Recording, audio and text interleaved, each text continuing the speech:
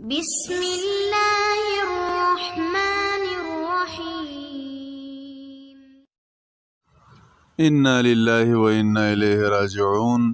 P T M کے مقبول و مشہور رہنما اور پشتو کے انقلابی شاعر گیلامن وزیر کو شہید کر دیا گیا۔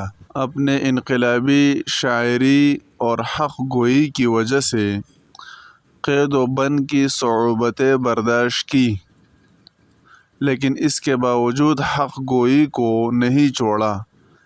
حق گوئی اور بے باکی کی وجہ سے پاکستان اور افغانستان کے ہر دل عزیز شخصیت بن چکی تھی، لیکن اس کے قاتل کو گرفتار کر دیا گیا، اور ایسے متحرک اور کام کے لوگوں کو نہیں چھوڑا جاتا، ایسے لوگوں کو شہید کر دیا جاتا ہے، کیونکہ متحرک لوگ یہاں پر کسی کو پسند نہیں ہے۔